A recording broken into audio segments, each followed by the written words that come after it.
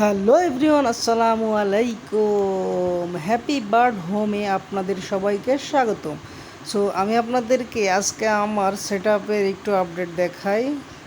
দেখুন, সো আপনাদেরকে যেটা দেখাবো সেটা দেখলে আপনারা অবশ্যই আনন্দিত হবেন। দেখুন আমার সেই গুলুমুলু ছোট্ট বাচ্চাগুলো কত বড় হয়ে গেছে, মাশাল্লাহ। যত দিন যাচ্ছে ততই বড় হচ্ছে এবং আমার দেখতে অনেক ভালো লাগছে। এদিকে আমার আরেকটা ঘরের ভিতরে দুইটা বেবি উঠছে, দুইটার এখনও চোখ ফুটে নাই।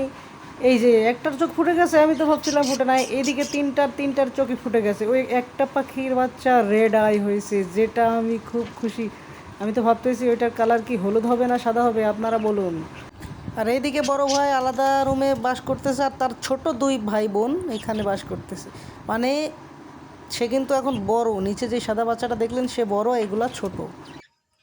এবার আপনাদেরকে দেখাবো আমার সেই রেস্টে রাখা সেই পাখিগুলা। দেখুন এদের মধ্যে চেনা যাচ্ছে না কোনটা বাবা, কোনটা ছেলে এবং কোনটা মা।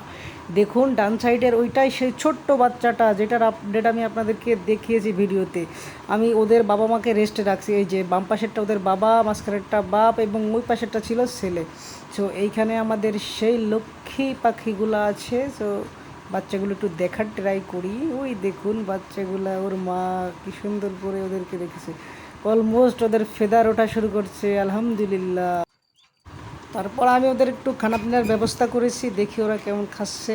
সো ওদেরকে আমি একটু ভাত দিয়েছি, অনেক দিন পরে ওরা ভাত খাচ্ছে এবং বাচ্চাগুলাকেও মা পাহারা দিচ্ছে।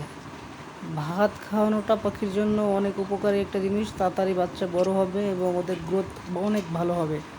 সো এভাবেই দেখতে থাকুন আমাদের হ্যাপি বার্ড হোম। আমাদেরকে সাপোর্ট করুন, সাবস্ক্রাইব করুন। ইনশাল্লাহ পরবর্তী আরেকটি ভিডিওতে আপনাদের সঙ্গে দেখা হবে। আসসালামু আলাইকুম।